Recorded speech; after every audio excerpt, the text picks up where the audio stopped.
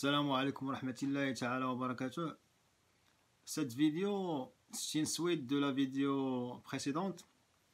Et on va parler de comment faire pour décrocher une offre d'emploi validée. Ceux qui n'ont pas vu la vidéo précédente, je vous conseille d'aller voir ça avant. Parce que ça, c'est comme une suite. Et puis, avant de vous parler de comment décrocher une offre d'emploi validée, je vais juste vous poser 3 questions, juste pour réfléchir par rapport à ça. Et la première question, c'est pourquoi ils ont appelé le système pour les travailleurs qualifiés, ils l'ont appelé AREMA. Essayez juste de réfléchir à ça, parce qu'il y a un lien avec le sujet d'aujourd'hui. Deuxième question, c'est que le gouvernement, en 1885, il a introduit une taxe pour les immigrants chinois, une taxe de 50 $. Et cette taxe a été passée de 50 $ à 100 $ en 1900. C'est-à-dire en 1885, c'était 50 $, mais en 1900, elle a passé à 100 $. Mais en 1903, il a passé à 500 $. Pourquoi? Et la troisième question, pourquoi en 1908, le gouvernement a instauré la règle de voyage direct? C'est-à-dire que si vous voulez venir ici au Canada, vous voulez immigrer au Canada, il faut que vous faites un voyage direct de votre pays d'origine au Canada. Il faut prendre un voyage direct. Pourquoi le gouvernement a fait ces trois... Pourquoi tout ça? Et c'est quoi le lien, surtout c'est quoi le lien avec le sujet d'aujourd'hui? Pour la deuxième question, pourquoi le gouvernement a instauré une taxe de 50 et qui a passé à 100 et puis elle a passé à 500? C'est pour empêcher les Chinois de venir ici au Canada. Alors qu'au 1800 et quelques, ils avaient besoin des Chinois. C'est eux qui ont construit tous les chemins de fer ici au Canada. Mais à partir de 1880 et quelques, ils ont commencé à empêcher les Chinois d'arriver ici. Parce qu'ils n'ont plus besoin d'eux. Et pourquoi ils ont instauré la règle de voyage direct? Parce qu'à un moment donné, ils ne veulent rien savoir des Indiens et les Japonais. Les gens qui viennent du Japon, qui viennent de l'Inde, ils ont instauré la règle de voyage direct parce que ces gens-là, les Japonais et les Indiens, il faut qu'ils passent par Hawaï pour arriver ici. Donc ils ont instauré cette règle-là. Mais tout ça, c'est quoi le lien avec le sujet d'aujourd'hui qui est l'offre d'emploi valide? Parce que tout simplement, l'immigration des travailleurs, elle est basée sur la loi de l'offre et la demande. Et vous voyez, il y a un lien direct avec le sujet d'aujourd'hui parce que c'est l'offre et la demande qui déterminent en fait les politiques et les règlements du gouvernement en matière d'immigration ici. Et pour le système d'AREMA, pourquoi il est appelé AREMA? Parce que c'est aussi parce que AREMA, c'est l'arrimage entre l'offre et la demande. L'arrimage entre l'offre et la demande. Vous voyez, toutes les politiques, toutes les règles et les lois en matière d'immigration, elles sont étroitement liées à l'offre et la demande dans le marché du travail. Et pour le facteur offre d'emploi validé, il a vraiment beaucoup d'importance. Pourquoi? Parce que ce facteur-là, il va permettre de répondre à cette exigence-là qui la rencontre entre l'arrimage entre l'offre et la demande, et ça vous permet d'avoir un avantage. Si vous n'avez pas une offre d'emploi valide, c'est quoi votre chance d'arriver ici ou bien d'immigrer dans le cadre de programme de travailleurs qualifiés? Peut-être vous avez une chance sur 10 000 ou bien sur 100 000, mais si vous avez une offre d'emploi valide, vous allez peut-être avoir une chance 1 sur 10 ou même 100%. C'est pour ça que moi je traite ce sujet-là parce que je le trouve intéressant. Et dans cette vidéo, je vais essayer de vous montrer comment faire pour avoir une offre d'emploi valide. Mais surtout, il liste des employés qui sont susceptibles de vous accorder une offre d'emploi. Donc, juste un petit rappel sur l'importance d'une offre d'emploi valide. Première des choses, il vous donne des points. Deuxième des choses, il vous donne l'avantage sur tous les autres candidats. Et troisième chose, c'est que votre demande va être accélérée. Maintenant, comment faire pour décrocher une offre d'emploi?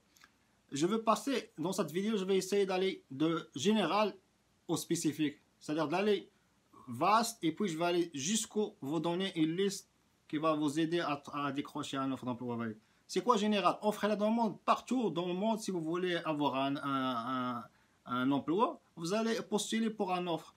C'est la même chose. Sauf que ici pour le Québec et le Canada, vous devrez chercher l'employeur sur Internet parce que vous ne pouvez pas aller physiquement. Mais sur Internet, vous avez toutes les possibilités pour trouver des employeurs qui sont capables de vous embaucher. Faire une petite recherche par rapport à votre domaine d'emploi et vous allez sûrement trouver des employeurs qui ont besoin de vous. C'est sûr et certain, vous allez trouver des... Si vous avez des domaines d'emploi, vous travaillez ou bien vous avez des plans dans des secteurs d'activité, vous allez chercher dans ces secteurs d'activité-là et vous allez trouver des sites d'internet, des compagnies qui travaillent, des entreprises qui offrent dans ces secteurs-là. Et la majorité des entreprises ici au Canada, au Québec, elles ont un site internet. Et ce site internet-là, la majorité, il affiche les postes dans le même, leur site, il affiche les postes. Donc vous pouvez postuler directement chez les compagnies ou bien chez les entreprises qui offrent des emplois. Et pour faire la distinction, il y a deux sortes d'entreprises. La première, comme j'ai dit dans la vidéo précédente, il y a les entreprises qui ont déjà une expérience à embaucher à l'international et il y en a d'autres qui n'ont pas. Je vais commencer avec ceux qui n'ont pas d'expérience d'embauche ou bien de recrutement à l'international. Ça, j'ai dit que c'est facile à les trouver. Vous avez plusieurs sites. Vous pouvez passer exemple par Emploi Québec. Vous cherchez dans Emploi Québec, vous tapez juste Emploi Québec sur Google. Et vous allez trouver le site d'Emploi Québec. Et là, vous avez trouvé toutes les entreprises. Il affiche. C'est sûr que c'est pas toutes les entreprises qui vont afficher chez Emploi Québec, mais il y en a quand même pas mal. Vous allez trouver pas mal des entreprises qui affichent chez Emploi Québec. Sinon, vous pouvez aller dans Jobbomb ou bien d'autres sites spécialisés dans l'affichage des offres d'emploi. Ou bien vous pouvez directement aller dans les sites des entreprises eux-mêmes. Exemple, vous travaillez dans l'informatique, vous allez chercher des compagnies comme dans la consultation, SGS ou n'importe quelle compagnie qui travaille dans l'informatique, qui offre des services en informatique. Et vous allez trouver qu'en quoi il affiche des postes en informatique. Et par la suite, vous allez voir c'est quoi vos compétences, c'est quoi vos spécialités, vous allez postuler dans ces postes-là. Il y a les CV qu'il faut adapter parce que si vous postulez avec des CV modèles marocains, algériens, tunisiens ou n'importe, c'est sûr qu'ils ne fonctionnent pas. Parce que la majorité des gens qui sont, même ceux qui sont ici au Québec, dans les premières années, lorsqu'ils arrivent ici, ils n'arrivent pas à décrocher des emplois parce qu'ils n'adaptent pas leur CV au système d'ici. Parce que les CV d'ici, il faut que ça soit fait d'une manière différente. Et je vais vous parler de ça peut-être dans la prochaine vidéo. Mais dans tous les cas, on va rester dans l'offre d'emploi valide. Comme j'ai dit, on commence avec les entreprises qui n'ont pas d'expérience et qui ne connaissent pas la démarche pour recruter quelqu'un qui vient de l'extérieur. Vous allez postuler à ces entreprises-là. Et vous allez postuler, vous n'avez pas besoin de mettre ni votre photo, ni votre état matrimonial, est-ce que vous êtes célibataire, parce que c'est le CV ici, vous n'avez pas besoin de mettre je suis marié, j'ai des enfants, n'importe quoi. Vous allez juste mettre votre nom, votre prénom, et vous n'avez même pas besoin de mettre votre adresse. Si vous avez quelqu'un que vous connaissez ici qui a une adresse ici au Québec, au Canada, vous pouvez le mettre, sinon vous pouvez mettre juste ton email. Et puis, je vais vous parler des CV ici. En gros, le CV, il faut que ça soit basé sur les compétences, pas sur... généralement, il ne faut pas travailler avec des CV qui sont chronologiques, mais c'est surtout la terminologie à utiliser dans la rédaction de votre CV. Il faut faire attention, il faut utiliser des termes qui parlent à l'employeur d'ici. Donc, ça c'est en gros. Si jamais un employeur il répond à votre candidature, vous pouvez dire que vous n'êtes pas au Canada et vous aimeriez bien le rencontrer, mais vous pouvez leur dire, parce que les entreprises qui n'ont pas d'expérience canadienne, ils ne connaissent pas la procédure. Donc vous pouvez leur dire, c'est quoi la procédure à suivre, parce que les autres, ils ont besoin de vous, sauf qu'ils sont découragés ou bien ils ne connaissent pas comment embaucher des gens à l'extérieur. Si vous dites, ah, je ne suis pas d'ici, ils vont dire, ah, ça se peut qu'ils vont arrêter là. Ils vont faire la même chose que la majorité des gens qui font maintenant, qui, qui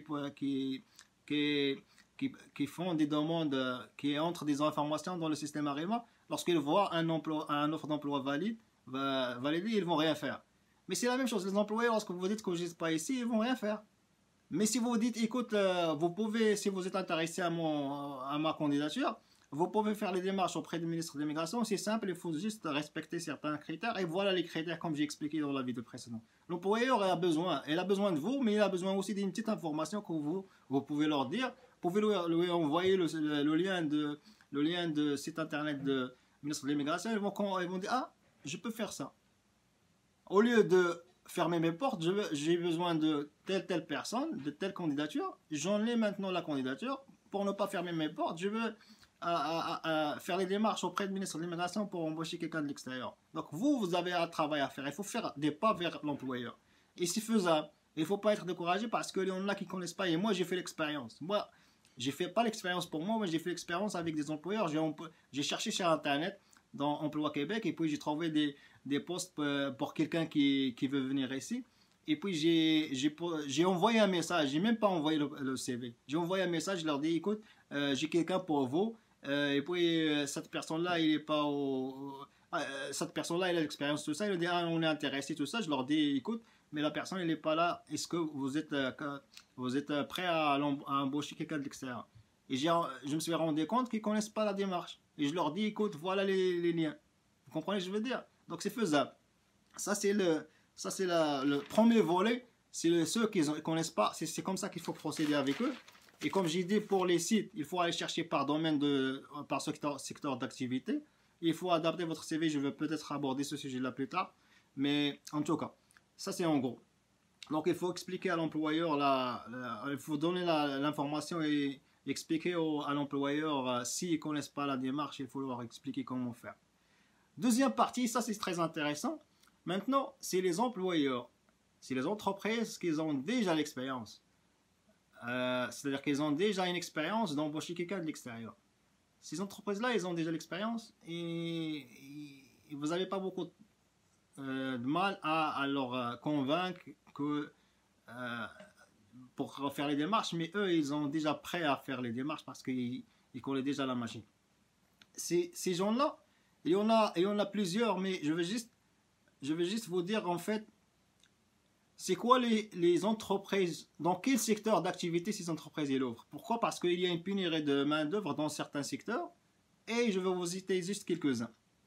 Il y a tout ce qui est consultation, management, administration, comptabilité, génie, industrie aérospatiale, santé et sciences infirmières, les métiers de l'eau et l'environnement, l'industrie pharmaceutique et sciences de la vie et de la recherche clinique, la génie, la transformation de métal, usinage, soudure, mécanique, camionnage, génie mécanique, rembourrage, épiniste, technologie de l'information et des communications, tout ce qui est TI, ils ont vraiment besoin. Les effets visuels, les jeux vidéo, les finances, la comptabilité, la génie industrielle, les robotiques et automatisation, toutes les entreprises qui travaillent dans ces secteurs-là, ça c'est juste une liste de 17 secteurs d'activité, mais il y en a plusieurs d'autres qui ont besoin de vous.